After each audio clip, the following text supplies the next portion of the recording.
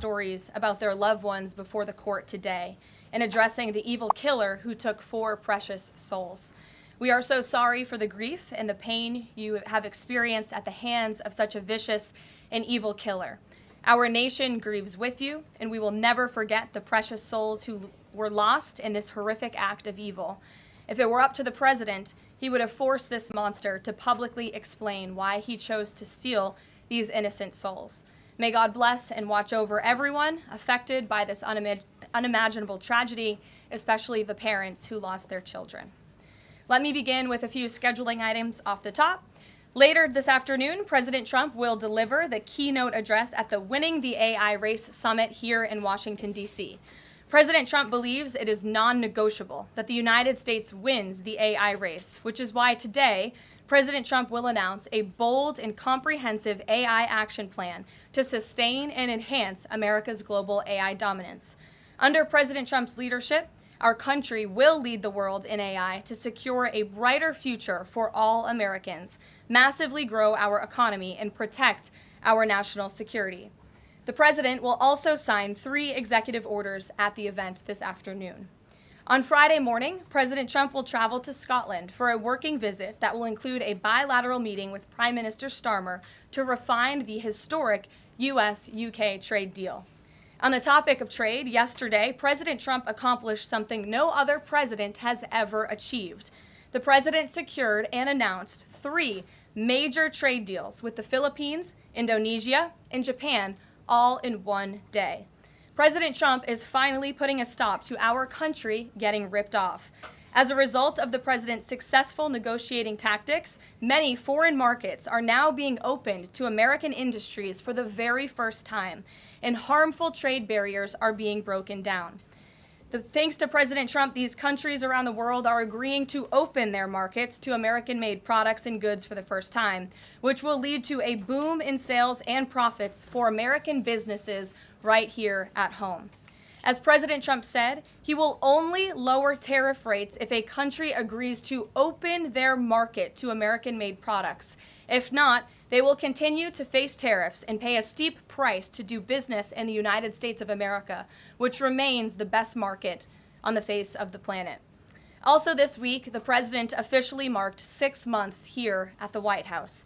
He made big promises to the American people on the campaign trail last year, and he has unquestionably delivered on those promises in record time. The president has defeated the Biden inflation crisis to make America affordable again. Core inflation is currently at its lowest level in 4 years, and prices for everyday goods are falling. The president's pro-growth policies have fueled massive job growth across our country. Since the president has taken office, our economy has added nearly 700,000 new jobs, with native-born American workers accounting for all job gains. The president has put the economic needs of families and of workers first. He signed the largest tax cuts for the middle class in American history, including no tax on tips, overtime, and Social Security. We have also seen the president unquestionably deliver on his promise to secure our southern border.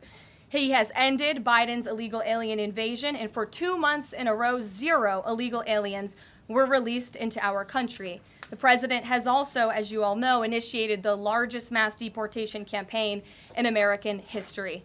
The president has also restored law and order to make America safe again, another campaign promise he vowed to the American public. The United States of America is currently on track for its lowest murder rate on record, following this shift from the last administration to the Trump administration. The president has also ended Joe Biden's reckless war on American energy. U.S. oil and natural gas production are now surging, and summer gas prices reached their lowest level since 2021. The president has also rebuilt our military, another campaign promise. He just signed the largest military investment in decades to modernize our armed forces with cutting-edge technology to replenish our stockpiles and provide American troops with the best equipment in the world. The U.S. Army, Navy, Air Force, and Space Force have all reached their recruitment goals months in advance.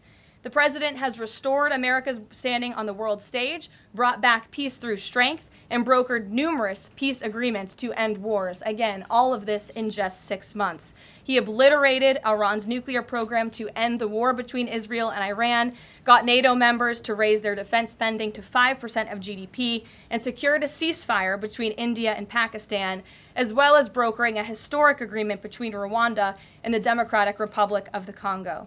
The president has already received 3 different Nobel Peace Prize nominations for his peacemaking efforts. Again, all of this progress, all of these accomplishments have occurred in just 6 months. We are truly just getting started, and we look forward to working with all of you for the next 3.5 years.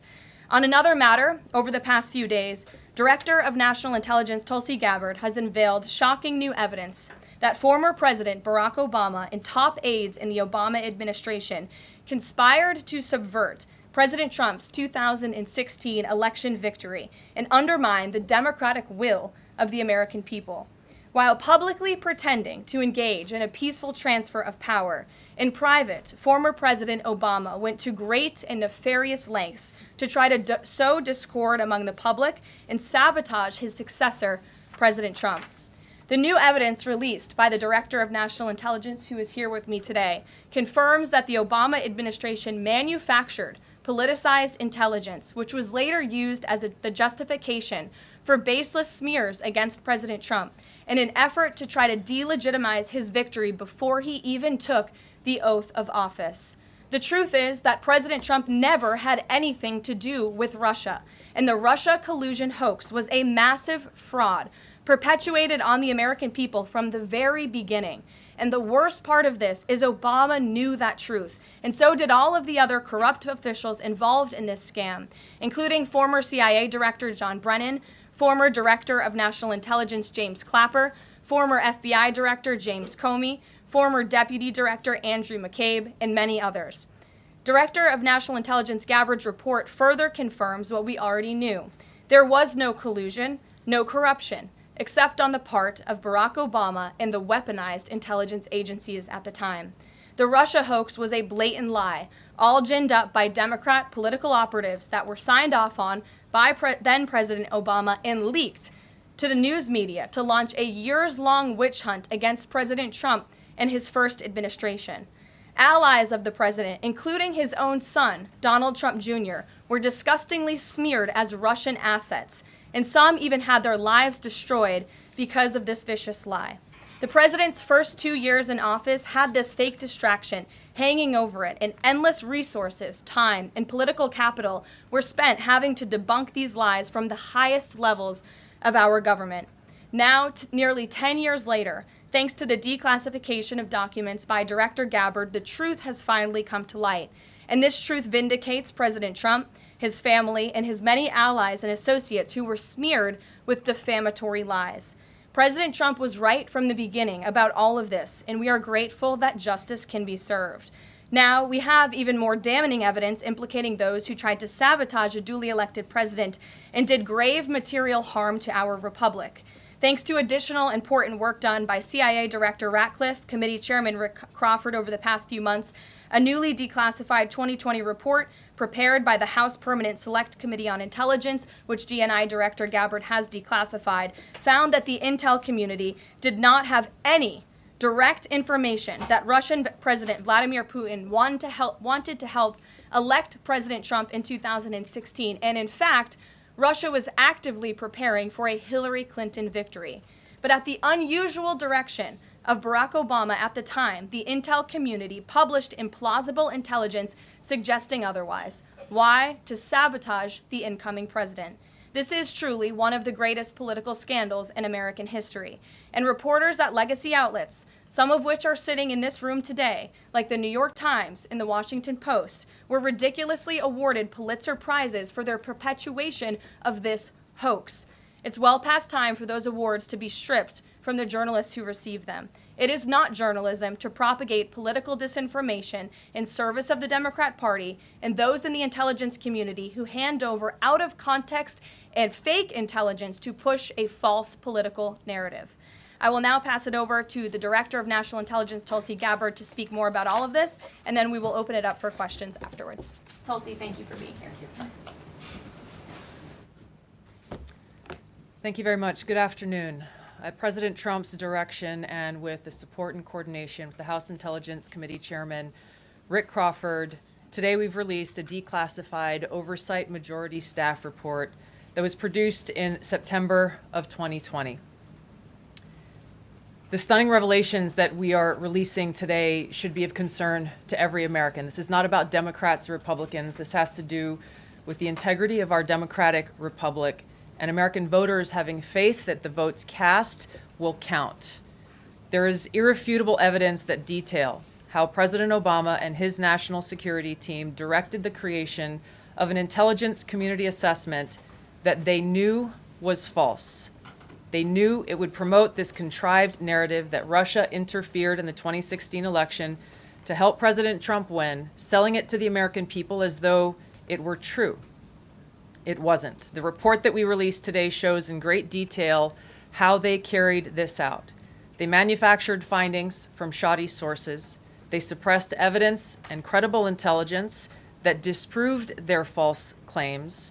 They disobeyed traditional tradecraft intelligence community standards and withheld the truth from the American people. In doing so, they conspired to subvert the will of the American people who elected Donald Trump in that election in November of 2016. They worked with their partners in the media to promote this lie, ultimately to undermine the legitimacy of President Trump and launching what would be a years-long coup against him and his administration. We're here today because the American people deserve the truth, they deserve accountability, and they deserve justice.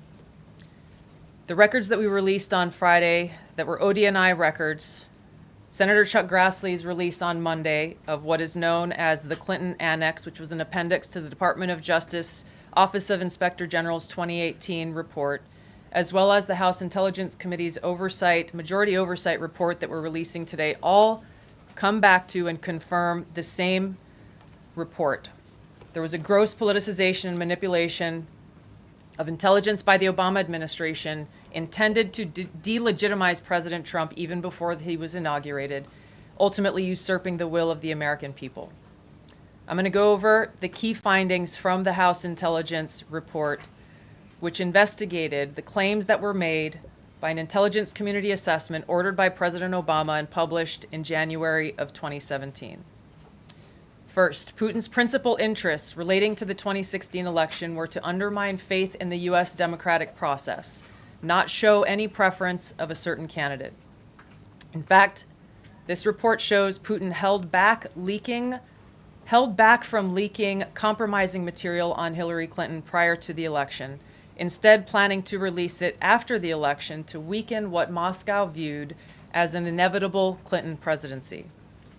In the January 2017 intelligence community assessment that President Obama ordered, John Brennan, who was CIA director at the time, and the intelligence community intentionally suppressed intelligence that showed Putin was saving the most damaging material that he had in his possession about Hillary Clinton until after her potential and likely victory. The report goes into great detail about the information that Russia and Putin had on Hillary Clinton, which included possible criminal acts like secret meetings with multiple named U.S. religious organizations in which State Department officials offered, in exchange for supporting Secretary Clinton's campaign for the presidency, significant increases in financing from the State Department. They also had documents that showed the patronage of the State Department to State Department employees who would go and support Hillary Clinton's presidential campaign. There were high-level DNC emails that detailed evidence of Hillary's, quote, psycho-emotional problems, uncontrolled fits of anger, aggression, and cheerfulness, and that then Secretary Clinton was allegedly on a daily regimen of heavy tranquilizers. Then CIA Director Brennan and the intelligence community mischaracterized intelligence and relied on dubious substandard sources to create a contrived false narrative that Putin developed a quote-unquote clear preference for Trump. Brennan and the IC misled lawmakers by referencing the debunked Steele dossier to assess quote-unquote Russia's plans and intentions, falsely suggesting that this dossier had intelligence value when he knew that it was discredited. The intelligence community excluded significant intelligence and ignored or selectively quoted reliable intelligence that contradicted the intelligence community assessment's key findings on Putin's alleged support for Trump. Including this intelligence reporting would have exposed the ICA's claim as implausible, if not ridiculous. The intelligence community assessment omitted reliably sourced information, such as how some Russian intelligence officials were quote-unquote planning for candidate Hillary Clinton's victory, while others assessed neither Trump nor Clinton would respect Russia's interests. As was reflected in the ODNI documents that we released on Friday, multiple intelligence community assessments released in the months leading up to the November 2016 election concluded that Russia had neither the intent nor capability to impact the outcome of the US election. On December 5th of 2016, the FBI and ODNI gave the House Intelligence Committee its first post-election classified briefing, in which there was no mention of Putin aspiring to elect Trump by either agency. The Presidential Daily Brief, drafted on December 8th of 2016, stated that no Russian or criminal actors impacted vote counts. This document was pulled just hours before it was to be published due to quote-unquote new guidance. If it had been published, it would have been briefed to both President Obama and President-elect Donald Trump. On December 9th, 2016, a National Security Council meeting was called to gather President Obama's senior national security officials, which included CIA Director Brennan, then Obama DNI James Clapper, Susan Rice, and others. Following that secret meeting, DNI Clapper's assistant sent an email to the intelligence community with the subject line, POTUS tasking on Russia election meddling, tasking ODNI leaders to create a new assessment per the president's request. The House Intelligence Committee Oversight Report that we released today reveals that, quote, unlike routine intelligence community analysis, the intelligence community assessment was a high-profile product ordered by the president, President Obama. It directed senior intelligence community agency heads and created an intelligence community assessment limited to just 5 analysts, using one principal drafter. This is not something that occurs in the normal path of producing an intelligence community assessment that reflects the views across the intelligence community. The production of this intelligence community assessment was subject to unusual directives directly from the president and senior political appointees, especially the former director of the CIA, John Brennan. The House Intelligence Committee Oversight Report also shows how later that same day, on December 9th, Brennan ordered the publication of quote-unquote substandard reporting on Russian activities, which had previously been withheld from publication of prior assessments because the information was judged, quote, to have not met long-standing publication standards.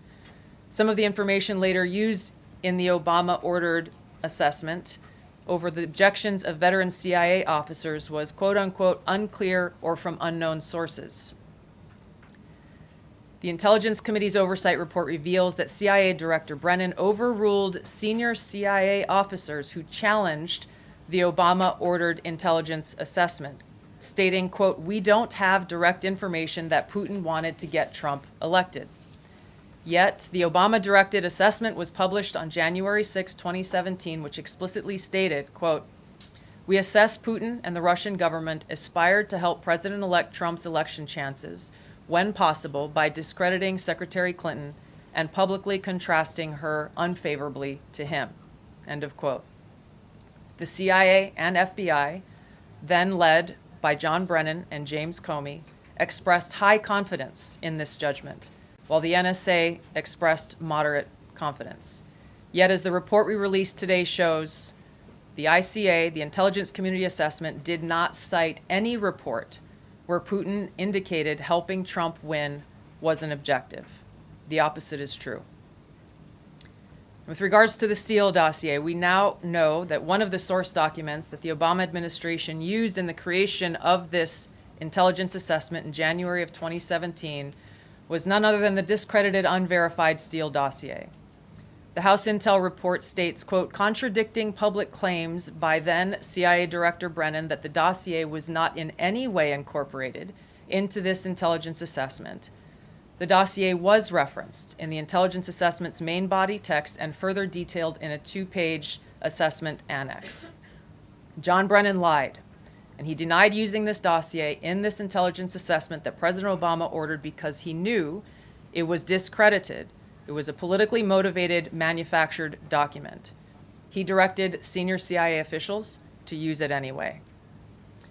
CIA officer told the House Intelligence Committee staff as they investigated this, quote, "The director of the CIA, John Brennan, refused to remove it, and when confronted with the dossier's many flaws, responded, quote, 'Yes, but doesn't it ring true?'" Even the bipartisan Senate Select Committee on Intelligence report published in 2020 criticized the FBI's handling of the Steele dossier, noting its completely unverified nature and purposeful sidestepping of intelligence community procedures in its use.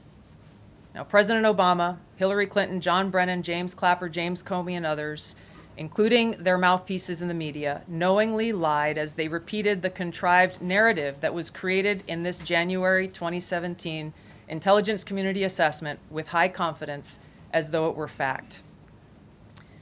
John Brennan, as CIA director, stated in a memo to his agency staff in December of 2016, saying, quote, "There is strong consensus among us on the scope, nature, and intent of Russian interference in our presidential election." This was reported by NBC News, confirming that Brennan, along with James Clapper and James Comey, agreed with the CIA's assessment that Russia intervened to help Trump win the presidency. As Obama's Director of National Intelligence, James Clapper was tasked with overseeing the creation of this assessment in January of 2017 by President Obama, and he expressed confidence in its findings. In a 2018 interview with the Harvard Gazette, he talked about how he provided Trump with the same classified assessment that President Obama received, which included the high confidence judgment that Putin directly ordered the hacking and election interference. Clapper then went on to add, "I think they, the Russians, actually influenced the outcome." This is a brief summary of the details that you'll find within the House Majority Staff's report in their investigation into the Obama-directed January 2017 Intelligence Community Assessment that leads us to the very same conclusion that we announced in the release of our documents on Friday. The implications of this are far-reaching and have to do with the integrity of our democratic republic. It has to do with an outgoing president taking action to manufacture intelligence, to undermine and usurp the will of the American people in that election, and launch what would be a years-long coup against the incoming President of the United States, Donald Trump. Thank you. Well, thank you, Tulsi. And we do want to take questions on this topic while the director has time for this topic. She will leave. I'm happy to take questions on other matters after that. But if anyone has questions for Director Gabbard, you're welcome to ask them. We'll start with our new media seat as always. Emily, go ahead. Thank you. And Director Gabbard, this one is for you. Do you believe that any of this new information implicates former President Obama in criminal behavior? We have referred and will continue to refer all of these documents to the Department of Justice and the FBI to investigate the criminal implications of this. For even former The President evidence, Obama? correct. The evidence that we have found and that we have released directly point to President Obama leading the manufacturing of this intelligence assessment. There are multiple pieces of evidence and intelligence that confirm that fact. Ed, go ahead. Director Gabbard, thank you. So just two questions, but to begin on that. The President yesterday, you've inferred that the former President helped lead a coup. Based on what you now see, do you believe President Obama is guilty of treason? I'm leaving the criminal charges to the Department of Justice. I am not an attorney, but as I've said previously, when you look at the intent behind creating a fake manufactured intelligence document that directly contradicts multiple assessments that were created by the intelligence community, the expressed intent and what followed afterward can only be described as a years-long coup and a treasonous conspiracy against the American people, our republic, and an attempt to undermine President Trump's administration. The Senate Intelligence Committee spent several years looking into this and unanimously agreed in a bipartisan fashion, Secretary of State Rubio was a member of that committee, that there was no political interference. There was a years-long Justice Department investigation into this as well that also concluded no political interference. So help us from a 50,000-foot level, explain, what do you now have that refutes those two conclusions? I will encourage you, in my role as the Director of National Intelligence, my job, again, as I said when I came into this role, was to make sure that we are telling the truth to the American people and that we are ensuring that the intelligence community is not being politicized. So I'm not asking you to take my word for it. I'm asking you in the media to conduct honest journalism and the American people to see for yourself in the documents that we've released now, close to 200 pages, that point in multiple references, multiple examples, to include comments that have been made by senior intelligence professionals who are some still working within these agencies today that confirm the conclusions that we have drawn, that President Obama directed an intelligence community assessment to be created to further this contrived false narrative that ultimately led to a years-long coup to try to undermine President Trump's presidency. And it's your belief John, that go those ahead. two previous investigations missed that or covered it up? I'm telling you to look at the evidence. Look at the evidence and you will know the truth. John. Thanks, Caroline. Thanks, Director Gabbard. You declassified these documents, if I'm not mistaken, Friday of last week, correct? We released them on Friday of last week, the first tranche, yes. This isn't the first time that President Trump has been president of the United States. He was president from 2017 to 2021. Couldn't the prior DNI under President Trump have declassified these documents? And why didn't that DNI do that at that time? I can't speak to what happened there. There were several DNIs under the first Trump administration. President Trump faced many challenges from those who were working in the government who sought to undermine his presidency. That's been clearly detailed.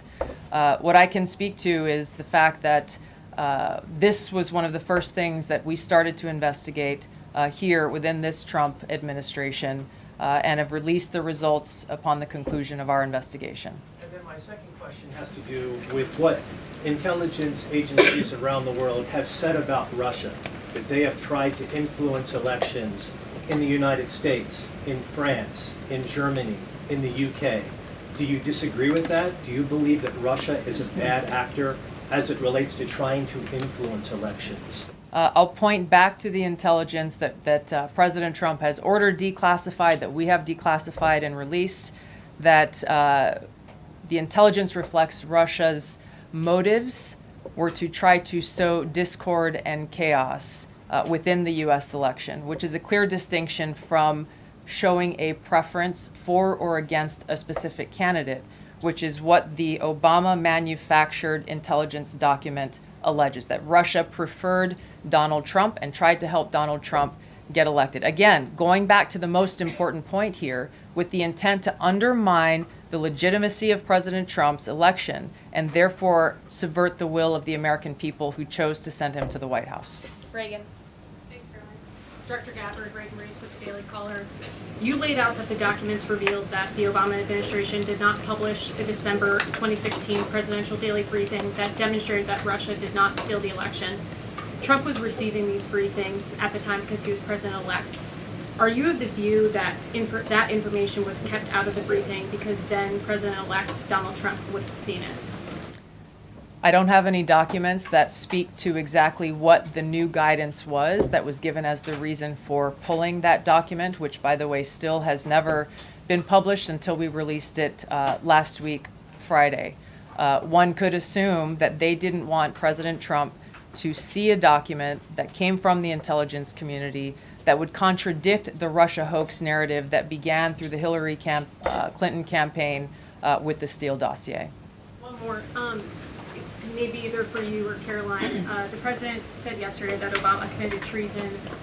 Do you or the White House believe that the Supreme Court's immunity decision protects Obama from prosecution?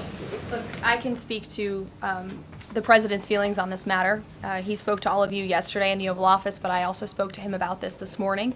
And he wants to see all those who perpetuated this fraud against our country, who betrayed our country and the Constitution, to be thoroughly investigated and held accountable.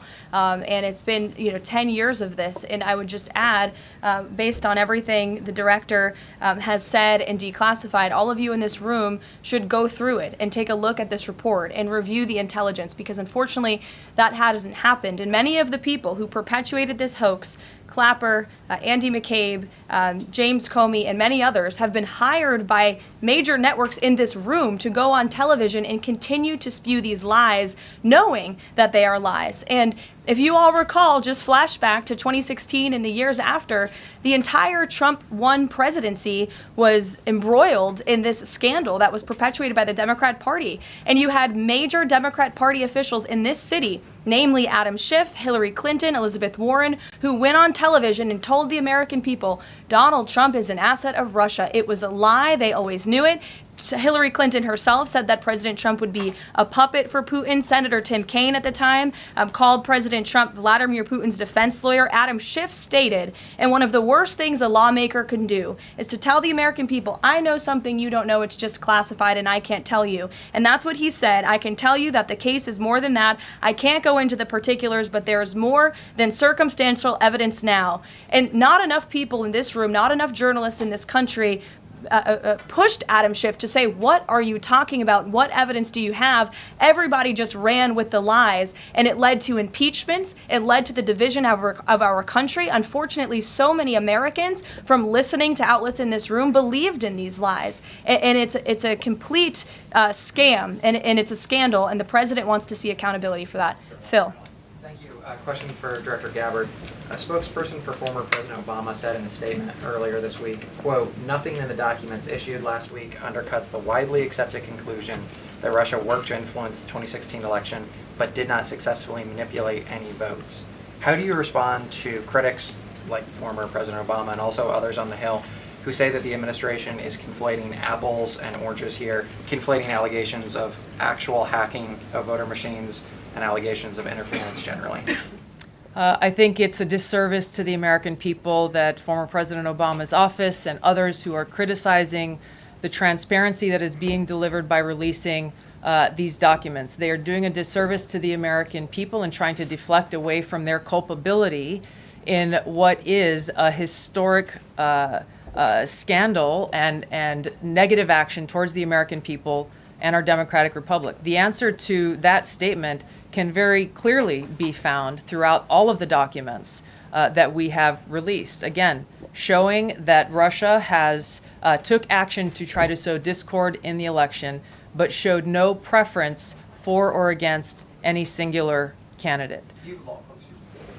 You've long been an opponent of weaponization in government. How do you respond to criticism that referring Obama administration officials and even potentially the former president is just more weaponization and this is a potential race to the bottom? I think that's a very disrespectful attack on the American people who deserve the truth. They deserve to have faith and trust in the integrity of our democratic republic, which has been undermined by President Obama through his direction of this manufactured fake intelligence document, knowing that it was filled with lies and knowing that it would and could then be used for all of the actions that came after. And I would just add, there needs to be accountability Yes. for that weaponization, Phil, that we've seen. And no one has been a victim of the weaponized government more than President Trump, not just because of this political scandal. You all recall his house was raided. So I think, it's very disingenuous for people to say, how dare they speak of former President Obama about this based on evidence and based on intelligence when the former president of the United States, Donald Trump's home was raided when he was forced to sit in a Manhattan courtroom and many other courtrooms across the country for crimes he never committed when he was impeached and indicted, and the entire country witnessed that. That's the weaponization of justice. Now the president is back because the American people see the truth. Nearly 80 million Americans reelected him back to this office, and he believes that we need to have justice and accountability, and I think the nearly 80 million Americans who reelected him agree with that. Caitlin. Thank you, Caroline. Two questions for Director Gabbard just on this. Director Gabbard, you referenced the past intelligence reports and assessments on this, including that 2017 one that was signed off, as Ed noted, by every Republican on the Senate Intelligence Community, including the acting chair of the time, now Secretary of State Marco Rubio, who said in a statement that they did not find any evidence of Russian collusion, but they did find, however, is very troubling, and they found irrefutable evidence of Russian meddling. One, are you saying that he's wrong in that statement that he made then? And secondly, What would you say to people who believe that you're only releasing these documents now to improve your standing with the president after he said that your intelligence assessments were wrong? Well, first, I want to correct something that you stated, which was citing the Senate Intelligence Committee's report as being one and the same. I think you said the intelligence community. The Senate Intelligence Committee has a very different function than the Office of the Director of National Intelligence. The evidence and the intelligence that has been declassified and released is irrefutable.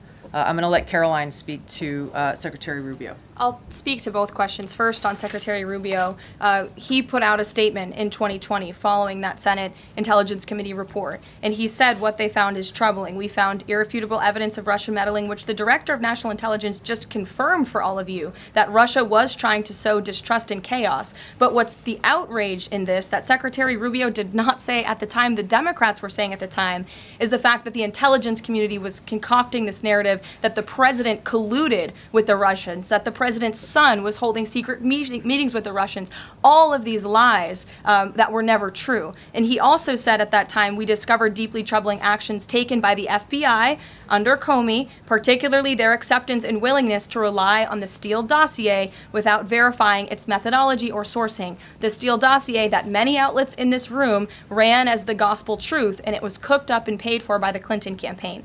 As for your second question, Caitlin, I think who is saying that she would release this to try to boost her standing with the president? Who has said that? Well, the president has publicly undermined her when it came to Iran. He said she was wrong. He told me that she didn't know what she was talking about. That was on Air Force One on camera. The only people who are suggesting that the Director of National Intelligence would release evidence to try to boost her standing with the president are the people in this room who constantly try to sow distrust and chaos amongst the president's cabinet, and it is not working. I will just answer your question directly. I am with the President of the United States every day. He has the utmost confidence in Director Gabbard. He always has. He continues to, and that is true of his entire cabinet, who is all working as one team to deliver on the promises this president made. Does anyone else have questions for Director Gabbard? And then we'll turn it over to a couple other questions. Christian, go ahead. Yeah, thank you, Director Gabbard. Two follow-ups on questions that have been asked. You mentioned the previous DNIs during the president's first term. One of them reports to you right now, if I'm not mistaken, John Ratcliffe. So have you not spoken to him about why this information was not declassified during the first term? He was in that position for a very short period of time. The work that began back then, we have picked up and absolutely completed. We are continuing to investigate this. Additional whistleblowers are now coming forward because they see an opportunity for the truth to come to light.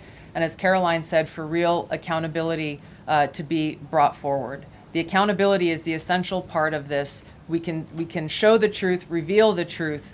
The accountability needs to occur to be able to start to restore that trust in the integrity of our democracy. And then just quickly, I know you said you would leave the charging to DOJ, but the statute of limitations on conspiracy is 5 years. So what else could they possibly pursue besides treason? I think that's a great question for Attorney General Pam Bondi. We are providing all of the evidence, all of the intelligence that we have, both redacted and unredacted versions, referring it to the Department of Justice and the FBI. We'll take one more. Charlie, go ahead. How credible was the information about Hillary Clinton's power from you? The report said that it was from sourced from the DNC. Have you seen that information? Or do you think that maybe Russia was overemphasizing what they had? All I have seen is what the Intelligence Committee have reported through their investigation. I think the underlying point there is that we understand from intelligence what Russia said that they had. And the important point here is that if they were trying to influence the election, as President Obama and James Clapper and John Brennan, everybody said they were doing in order to support Donald Trump's election, they would have released the most damning of that information, some of which I detailed here. You'll find the rest in the report, prior to the election to help Donald Trump win. They specifically withheld what they had on her, the most damning information, because they thought that she would win the election. They had plans to release it just prior to her inauguration to, again, sow discord and chaos in America. And if I may, On Jeffrey Epstein, can you rule out that he was connected in some way to any kind of intelligence, either foreign or domestic? I haven't seen any evidence or information that reflects that. If anything comes before me that changes that in any way, support the president's statement loud and clear. If any credible evidence comes forward, he wants the American people to see it. Great. Director Gabbard, we thank you for Thank your you. time today. I know you're a busy woman, Thank so you. we'll let you get out of here, but thank you so much. Okay. I know there's many issues going on today across the world and here at home. If you have any other further questions, I'm happy to take them. Ed, why don't you go ahead? Yeah, thank you, Caroline. So the Japan trade deal, is that Japan trade deal the start of this number of trade deals that the Treasury Secretary says we're going to see by August 1st? I think it is. I mean, as you said, we had Japan yesterday. We also had Indonesia, and we had the Philippines as well. The president announcing all three. He came in as the closer in all three of those. I've said many times from this podium that the president's trade team has been in active talks and discussions with many countries around the world, and you've all been anxiously awaiting what those countries were. Now you know three of them, and there's many, many more to go. We have now sent 25 letters to countries around the world. But just to reiterate this Japan deal, for those at home who may have missed it, Japan will now pay a 15% tariff versus the reciprocal rate of 24% that they initially had. Auto and auto parts tariffs have been reduced to 15%, but the centerpiece of this deal now is the president got Japan to commit to $550 billion in investments to revitalize American industries. And these funds will be spent at President Trump's discretion and direction into key industries such as energy, semiconductors, critical minerals, pharmaceuticals, and shipbuilding. And the U.S. will retain 90% of the profits from any investments made by this $550 billion fund. This was originally a $400 billion investment that President Trump then negotiated to an increase of $150 billion, making it a $550 billion deal for the American people. And I just want to emphasize, Ed, I see you have a follow-up, but it's very important. Japan has agreed to open their markets to many very key sectors in American-made products that have really faced very strict tariff and non-tariff barriers prior. So thanks to the president, Japan's markets will now be open to American-made products and goods. This is big news for our tech companies and our farmers as well. On Monday, the Treasury Secretary is going to Stockholm to talk to the Chinese delegation. What does the president hope to get out of that meeting? Are there deliverables? I won't speak to any deliverables or set expectations. I'll let the Secretary of Treasury do that. But I did speak to him yesterday about his upcoming trip, and he looks forward to continuing discussions with his Chinese counterparts. The president has ensured that we have a good continuing working relationship with China that benefits the United States. And so the Secretary of Treasury will be obviously discussing those key matters, but I'll let him set the expectations. One more, if I may. Sure. Given what the DNI just said and laid out, does President Trump believe that President Obama should go to jail for something? Look, the president believes that this matter needs to be thoroughly investigated, and anyone convicted of crimes should be held accountable in this country. Go ahead. Special Envoy Wickoff is headed overseas again. Good to see you, Olivia. Good to see I haven't you. seen you since the campaign trail. Yeah, it's good to see you. He's headed back overseas. Can you give us a sense of what the marching orders are to some of the people he'll be meeting with, and specifically as it relates to Gaza and ongoing talks there? Yes, Special Envoy Wickoff is headed to Europe, where he will meet with key leaders from the Middle East to discuss the ongoing ceasefire proposal to end this conflict in Gaza and to release the hostages.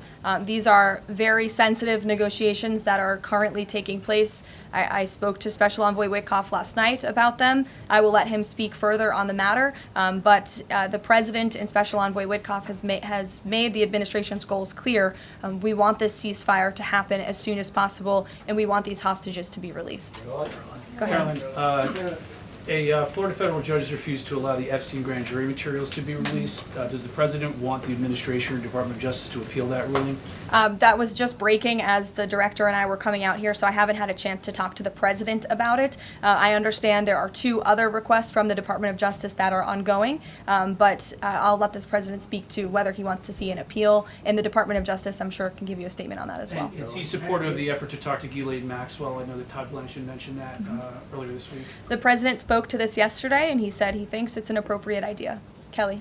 What is the accountability that you would like to see if this current president is the one who brought the case to the Supreme Court and Chief Justice Roberts made clear in his opinion that a sitting president's responsibilities in office cannot lead to prosecution, immunity? So what is it the President Trump wants regarding President Obama, given that fact? And the special counsel at the time, Durham, when that Supreme Court matter was not in effect, could have charged anyone and did not. So on those 2 points, how do you respond? Look, the president has made it clear that he wanted these documents to be declassified. He wanted the American people to see the truth, and now he wants those who perpetuated these lies and this scandal to be held accountable. As for what accountability looks like, as the director said, it's in the Department of Justice's hands, and we trust them to move this ball forward. But you would agree Stephanie. President Obama cannot be charged based on that immunity? Again, I'll leave that to the Department of Justice. Stephanie.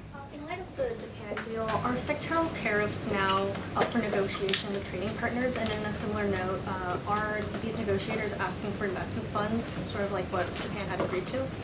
As for sectoral tariffs, I understand that the president continues to be in talks with our Secretary of Commerce. We have made commitments on various sectoral tariffs, as you know. The Department of Commerce has initiated studies to then move forward with implementing those sectoral tariffs. So I would defer you to them for further comment.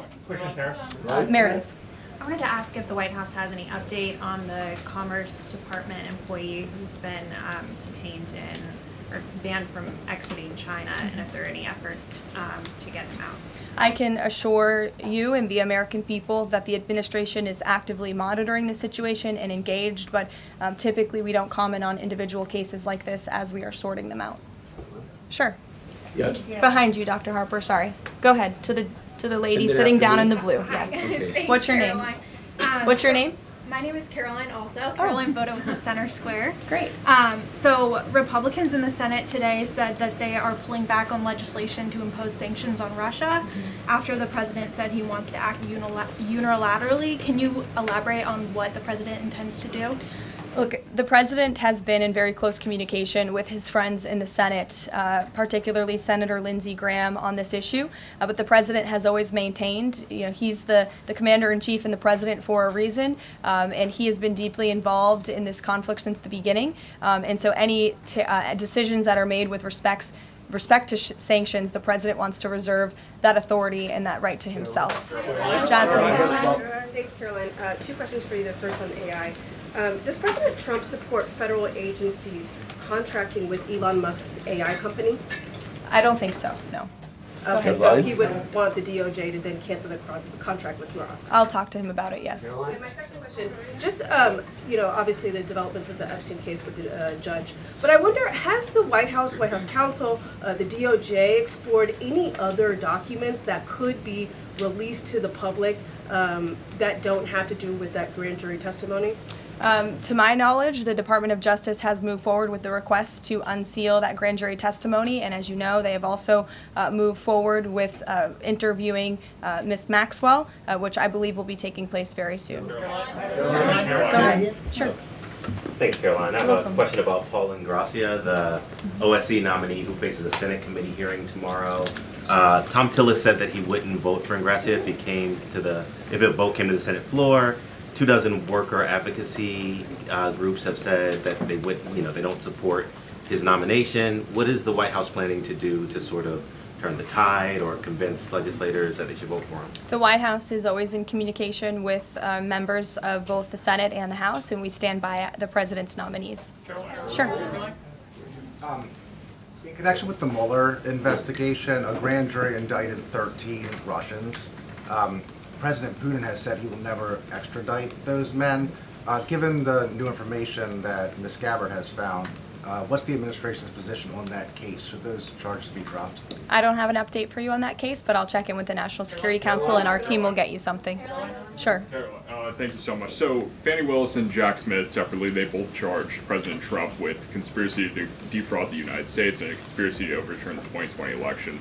It now turns out we're confirming that Obama and his cronies were doing that the whole time in 2016 on a massive scale, falsifying documents and having their intel agencies do this. What does this say about the 2020 election? And also, yeah, what's your thoughts on the irony here? There is a lot of irony, especially for the party of the Democrat Party, who claims to be for democracy. We often heard throughout the 2024 campaign they were calling this president a threat to democracy. And now I think the declassification of all of these documents proves that they were indeed the true threat to democracy. And as I said repeatedly today, there needs to be justice and accountability for that. You all will hear directly from the president later this afternoon at the AI Summit here in Washington, D.C., scheduled to speak later in a few hours. So we will see you all there. Thank you very much.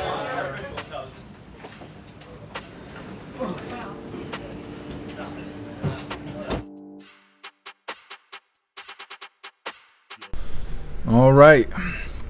Well, that's Caroline Levitt there. Make sure everything's running right. Anyways, that there is the press briefing. Very interesting. I like how they bring up that President Trump was raided while they're talking about Obama potentially committing treason. Not potentially. They're saying that they got him red-handed, committing treason. So when's his house getting raided? Oh, it's not? Oh, okay. Then probably shouldn't bring up Trump's house being raided over nothing, right? I don't know. I really don't think anything's going to happen with this, but I would love to be wrong about it. Either way, I have to get the schedule together for Coffee with Hooligans. But first, I'm going to drop this Linktree link really quick in all of the chats.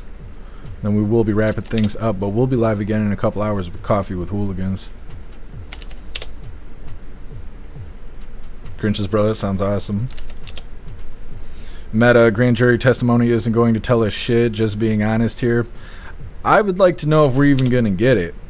I don't know if this Obama stuff is a distraction or not. I mean, I think both should happen. I think we should get the information from Epstein or whatever they're willing to give us about the Epstein situation. What they need to do is arrest the people that were involved with Epstein Island, but doesn't sound like that's going to happen at all.